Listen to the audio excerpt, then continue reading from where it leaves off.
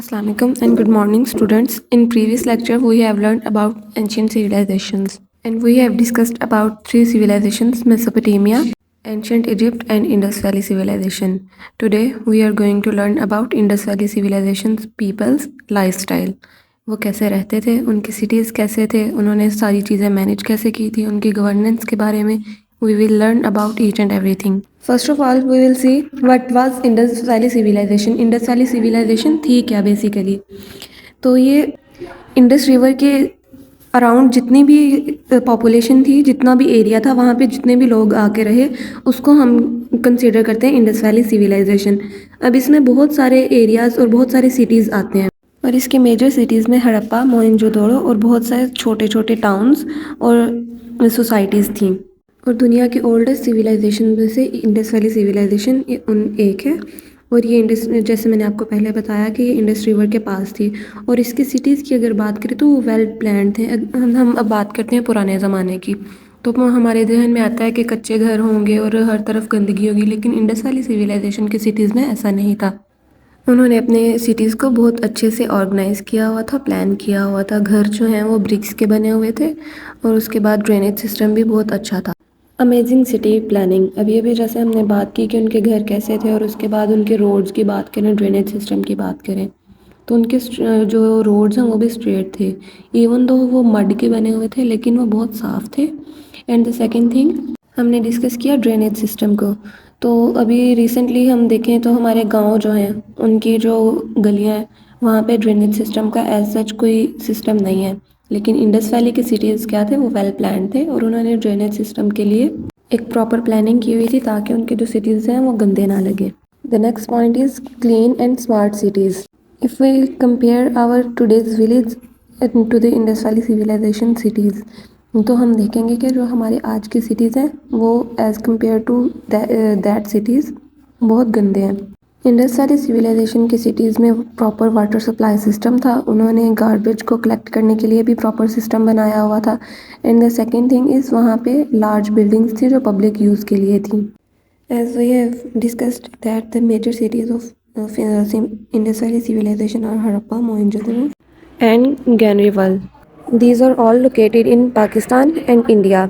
First of all, we will discuss about Harappa. There was 23,500 residents living in sculpted houses, and these houses were made of red sand and clay flat roofs. And this city has strong administrative system. Harappa Indus valley civilization का एक शहर है, और यहाँ पे बहुत से लोग रहते थे, और ये भी एक वेल प्लान्ड सिटी था, जहाँ पे हम आर्कियोलॉजिस्ट जो हैं वो बताते हैं कि एडमिनिस्ट्रेटिव सिस्टम जो है वो बहुत स्ट्रॉन्ग था. और अभी तक वैसे बेसिकली पता नहीं चल सका कि यहाँ पे रूल किसका था, या तो गवर्नेंस सिस्टम कैसा था, या तो कोई एक पर्सन पूरी सिविलाइजेशन को रूल कर रहा था, या हर सिटी का अपना कोई रूलर था, या हर पर्सन के पास राइट था कि वो खुद से कुछ ना कुछ कर सके. तो ये तीन थ्योरीज हैं जिन पे आर्कियोलॉजिस्ट जो हैं वो आर्ग्यू करते हैं. नेक्स्ट सिटी है हमारे पास मोहनजोदड़ो, जो कि 26th सेंचुरी में बना था, और ये स्मॉल टाउन से सिटी में कन्वर्ट हुआ था. It was also a well planned city, जहाँ पे लोगों के जो घर हैं वो ब्रिक से बने हुए थे. यहाँ पे भी सेवरेज सिस्टम जो है, ड्रेनेज सिस्टम जो है वो बहुत अच्छा था. गलियों में पानी नहीं आता था घरों का. और उसके बाद यहाँ पे पब्लिक बाथिंग का सिस्टम भी था, जैसे आजकल स्विमिंग पूल होते हैं ना, same like this. As you can see in the picture, यहाँ पे उन्होंने एक सिटी के मिड में सिस्टम बनाया हुआ, जहाँ पे पब्लिक बाथिंग का सिस्टम था. जैसे अभी हमने डिस्कस किया ग्रेट बाथ के बारे में, तो ये use for clean and social gatherings. ये एक तो पर्पस होता था क्लीनिंग के लिए लोगों की, और दूसरा था कोई भी पब्लिक गैदरिंग. जैसे आजकल समर्स आएंगे तो लोगों का आउटिंग के लिए प्लान बनता है, वो स्विमिंग पूल्स पे चले जाते हैं. Now we will see the life of the people of Indus valley civilization. Life में हम क्या देखेंगे कि वो क्या चीज़ें यूज़ करते थे, वो रहते कैसे थे, और उनकी कम्युनिटीज़ कैसी थी. First point, infrastructure. जैसे हमने पीछे पढ़ा कि उनके घर कैसे थे, ड्रेनेज सिस्टम कैसे थे, ये सारी चीज़ें इंफ्रास्ट्रक्चर में आती हैं. Second point, architecture.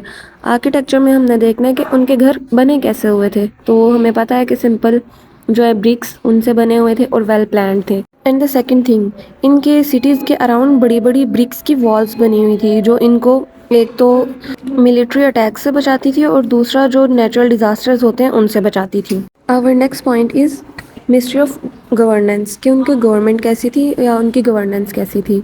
तो अभी अभी जैसे हमने पीछे डिस्कस किया, we don't know about their governance. अब यहाँ पे आर्कियोलॉजिस्ट जो है 3 थ्योरीज को डिस्कस करते हैं। The first theory, they believe there was a single state ruling all the communities of the civilization. अब एक सिविलाइजेशन में बहुत सी कम्युनिटीज़ हैं, तो कुछ आर्कियोलॉजिस्ट कहते हैं कि एक ही स्टेट जो है वो सारी सिविलाइजेशंस को रूल कर रही थी। And the second theory, there was no single ruler but each urban centre had their own ruler who represent his area. अब दूसरी थ्योरी हमें ये कहती है कि हर सिविलाइजेशन का जो कम्युनिटी है उसका अपना रूलर था। And the third points out, the Indus valley civilization has no ruler as we understand with everyone enjoying equal status, कि सब जो है वो इक्वली रह रहे थे, कोई भी रूलर नहीं था, सारे लोग जो हैं वो इक्वली रह रहे थे और बहुत प्लानिंग के साथ रह रहे थे। होपफुली आपको इंडस वैली सिविलाइजेशन के इंफ्रास्ट्रक्चर, आर्किटेक्चर और गवर्नेंस के बारे में अच्छे से समझ आ गई होगी और सारे कॉन्सेप्ट्स आपके क्लियर हो गए होंगे। Now there will be some tasks you have to do on your notebook. पहला टास्क है आपके पास, write a short story as you are a citizen of Indus valley. आपने एक स्टोरी लिखनी है कि आप इंडस वैली सिविलाइजेशन के एक सिटीज़न हैं और उसमें आपने लिखना है कि what job do you do और what's your house looks like. अब इसमें हमने कुछ पॉइंट्स डिस्कस किए हैं और कुछ पॉइंट्स डिस्कस जो है नहीं किए, तो वो आपने खुद से सोच के और सर्च करके लिखने हैं। And the second task, how does Indus valley life was different from today. Indus valley civilisation की लाइफ जो है वो आज से डिफरेंट कैसे थी।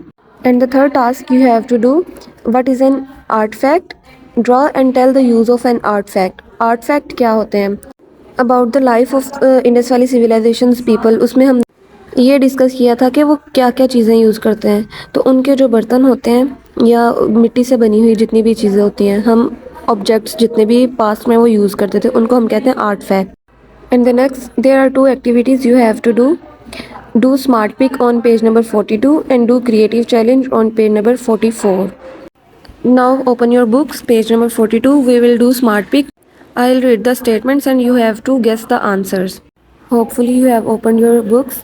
The first question is, dash is not included in the study of history. The options are stories about people's lives, information about ancient civilizations, events that happened long ago, or predictions of the future.